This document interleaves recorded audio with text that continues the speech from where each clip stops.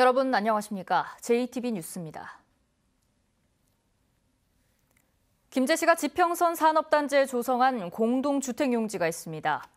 김제시는 이미 600억 원이 넘는 자체 예산으로 미분양 용지를 매입했는데요. 이번에도 공동주택 용지가 팔리지 않자 김제시 예산으로 땅을 사들이기로 했습니다. 자치단체 살림을 이런 식으로 해도 되는 걸까요? 첫 소식 권대성 기자입니다. 지평선 산업단지에 있는 공동주택용지입니다. 전체 6만 3천여 제곱미터로 2015년에 조성됐습니다. 하지만 4년이 넘도록 전혀 분양이 되지 않았습니다. 공장용지 분양이 더디어 아파트의 입주 수요가 불투명해지자 건설사들이 공동주택용지에 관심을 보이지 않은 겁니다. 다 원룸들이 들어와 버렸잖아요. 다 이렇게 원룸들을 져버리니까 아파트 부지가 있어도 안 들어올 가능성이 많지. 공동주택 용지가 팔리지 않자 김제시는 올해 72억 원을 들여 2만 6천여 제곱미터를 매입하기로 했습니다. 2017년 300억, 지난해 367억 원, 그리고 올해까지 더하면 739억 원의 자체 예산을 들여 산업단지의 미분양 용지를 사들이는 겁니다. 산단을 조성하면서 금융권 대출을 받을 때 김제시가 미분양 용지를 매입한다는 조건과 특수목적 법인에 참여한 기업들과 맺은 협약 때문입니다. 김제시는 자체 예산으로 땅을 사들였지만 분양만 된다면 문제가 없다는 설명입니다. 근로자들을 위한 주택을 LH뿐만 아니라 민간 기업에서도 접촉을 하고 있기 때문에 그런 부분들은 공동주택은 조만간에 분양이 될 걸로 예상을 하고 있습니다. 빚을 내서 산업단지를 조성하고 땅이 팔리지 않자 자체 예산으로 그 빚을 갚는 악순환이 되풀이되고 있습니다.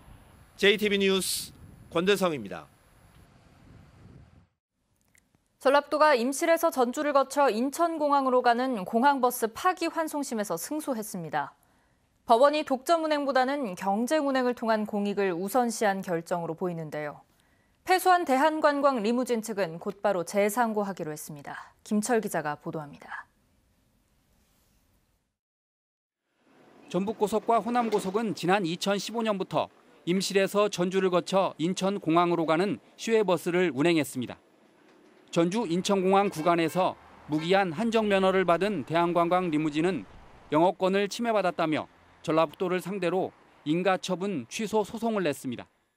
1심과 2심에서는 중복 노선 허용에 따른 공익이 우선이라며 전라북도가 승소했지만 대법원은 원고인 대한관광 리무진의 위험을 감수한 한정면허의 공익적 측면과 이익을 따져보라며 파기환송했습니다. 법원은 파기환송심에서 원고가 오랫동안 인천공항 독점 운행으로 적잖은 이익을 얻었고 최근 공항버스의 수요가 늘어나 시외버스의 공항 운행이 과다하지 않다며 원고의 청구를 기각했습니다. 독점 운행보다는 경쟁 운행에 따른 공익적 측면이 크다고 본 겁니다. 대한관광 리무진은 판결을 수용할 수 없다며 곧바로 재상고하겠다고 밝혔습니다. 이로써 대법원의 최종 판단이 남았습니다. 파기환송심에서 도민 후 공익이 우선한다는 판결을 환영하며 향후 대법원 제3고심 및 증액 무효소송 등 적극적인 소송 수행으로 도민 후 교통 편의를 도모하겠습니다. 법원의 이번 판결을 근거로 지난해 운행이 중지된 혁신도시 인천공항 노선도 다시 신설하자는 주장도 나오고 있습니다. 공익을 위해서는 우리 전라북도가 전북 혁신도시에서 인천공항으로 가는 노선을 추가로 신설해야 한다고 봅니다. 대한관광 리무진보다 5천 원가량 저렴하고 운행 시간은 50분가량 짧은 임실, 전주, 인천공항 시외버스 노선은 하루 12차례씩 운행되고 있습니다.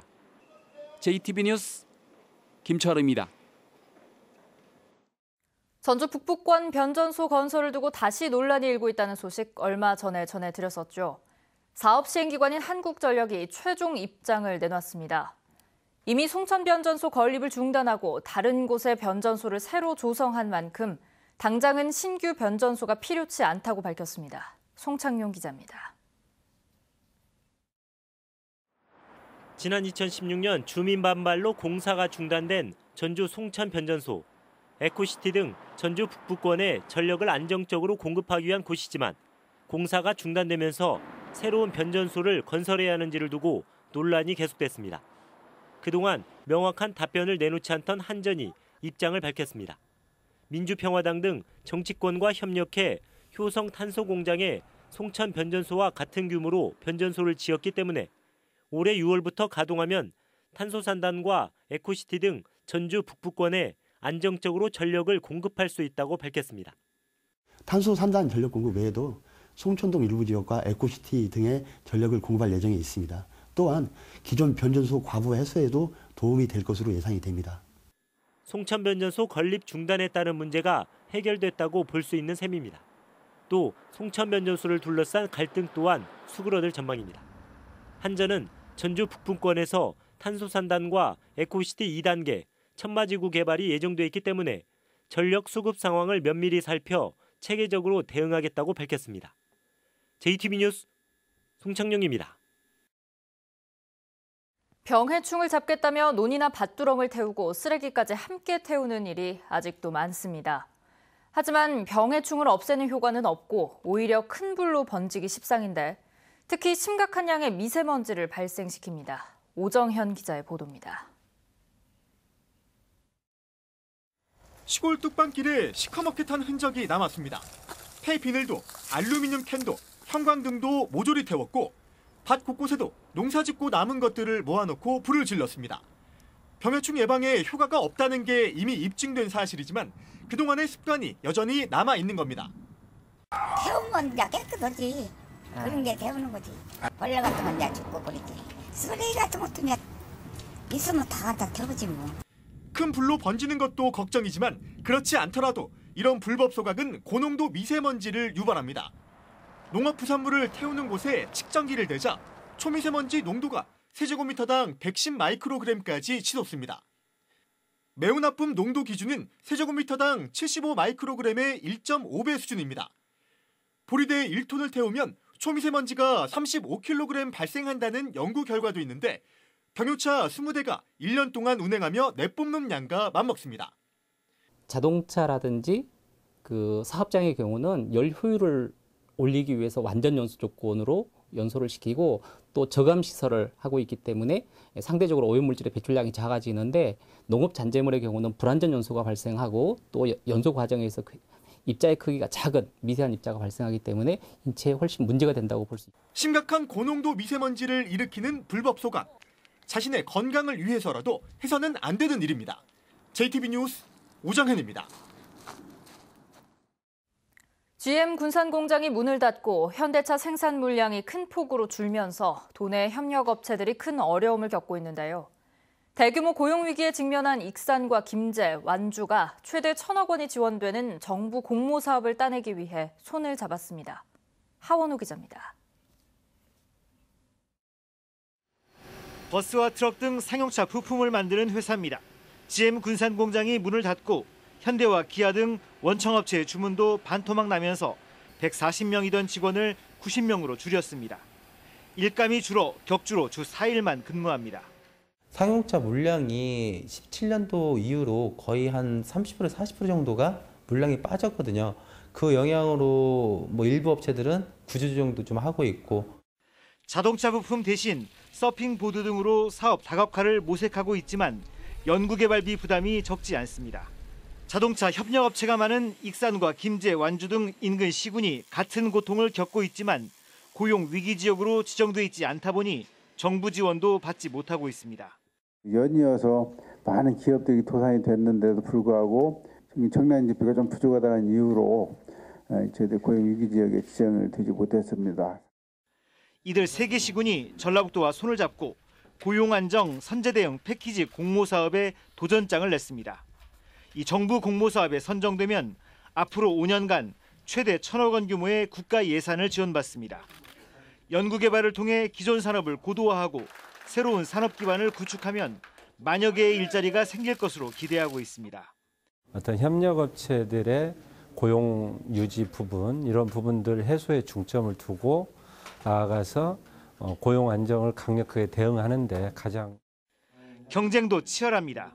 전국적으로 20개 안팎의 컨소시엄이 도전장을 내밀었는데 이 가운데 4곳가량만 선정됩니다. 정부는 다음 달 중순쯤 고용안정 선제 대응 패키지 사업의 대상 지역을 발표합니다. JTB 뉴스 하원호입니다. 군산시가 올 들어 처음으로 군산사랑 상품권 판매를 시작했습니다. 지난해보다 할인 혜택은 2% 줄었지만 할인율이 여전히 높은 수준이다 보니 많은 시민들이 구매했는데요. 하지만 불만도 적지 않았습니다. 김진형 기자입니다. 올해 첫 군산사랑 상품권 판매가 시작됐습니다. 판매 할인율이 10%에서 8%로 줄었지만 여전히 높은 수준이다 보니 상품권을 사려는 사람들로 발 디딜 틈이 없습니다. 총 금액 69만 원인데요. 8% 할인 받으셔가지고 63만 4,800원 받을게요. 설 명절을 앞두고 차례상 비용을 아끼기 위해 상품권 구매에 나선 시민들은 줄어든 할인 혜택에 아쉬움을 드러냅니다. 아쉽긴 하지만 이것도 고맙지. 안 주면 어떻게 하겠어요. 군산 조선소와 GM 군산공장 폐쇄로 인한 여파에서 아직 벗어나지 못했는데 할인율만 내렸다는 볼멘 소리가 나옵니다. 어렵다고 군산이 이거 발부 안 했어요 원래. 근데 이리로 충청도랑 일이랑도 이걸 발부하더만요. 근데 그런 데는 10%인가는 모르지만 여기서 10%에다가 또 7%인가 8%인가 오르니까 좀 서운하죠. 지난해 4천억 원어치가 발행된 군산사랑 상품권은 침체된 지역 경제를 살리는 효자 노릇을 했습니다. 군산시는 그러나 10%의 구매 할인율 유지를 위해 240억 원의 예산을 사용했습니다. 막대한 예산이 재정 부담으로 작용하자 올해 할인율 인하를 결정했습니다. 올해 군산사랑 상품권 발행 규모는 3천억 원으로 할인율에 따라 군산시가 부담해야 할 예산은 120억 원에 이릅니다. 여전히 부담스러운 금액입니다. 군산시는 시장 상황을 살펴가며 할인율 축소를 확대해 나갈 방침입니다. 그러나 상품권 발행으로 근근히 버티고 있는 지역 골목 상권이 타격을 받을 수 있다는 우려도 나오고 있어 신중한 결정이 뒤따라야 할 것으로 보입니다. JTB 뉴스 김진영입니다. 올해 전주시 일반고 신입생 선발 결과 200명가량이 탈락했습니다. 전북교육청이 전주와 군산, 익산 등 3개 시지역 평준화 일반고 합격자를 발표한 결과 전주에서는 지난해 203명과 비슷한 201명, 군산은 20명이 탈락했습니다. 전북교육청은 학령 인구 감소로 일반고 입학 탈락자가 없을 것으로 보고 2018학년도부터 고입 선발고사도 폐지했지만 올해도 지난해와 비슷하게 탈락자가 나와 개선책 마련이 필요하다는 지적입니다.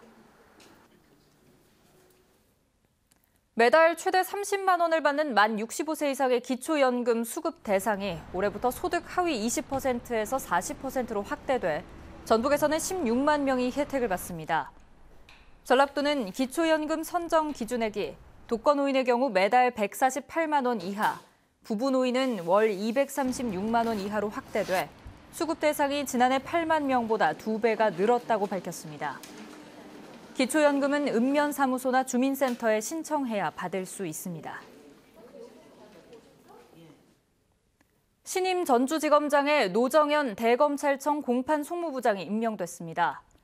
서울 출생인 노정현 신임지검장은 이화여대 법학과를 졸업한 뒤 35회 사법시험에 합격해 법무부 여성아동과장, 천안지청장 등을 지냈습니다. 권순범 전주지검장은 부산지검장으로 자리를 옮겼습니다. 비가 그친 뒤 찬 공기가 유입됐습니다. 오늘 전주의 낮 기온 7도가 예상되고 익산 6도, 진안과 장수 4도로 어제보다는 4에서 7도가량 낮겠지만 여전히 예년 수준을 웃돌겠습니다. 미세먼지 농도는 보통 수준 유지하겠습니다. 내일은 대체로 맑다가 낮부터 구름이 많아지겠습니다. 아침 기온은 전주 영하 3도, 익산 영하 5도, 진안 영하 7도가 예상됩니다. 당분간 뚜렷한 눈비 소식은 없겠고 다음 주부터는 예년 이맘때 겨울 추위가 찾아올 전망입니다.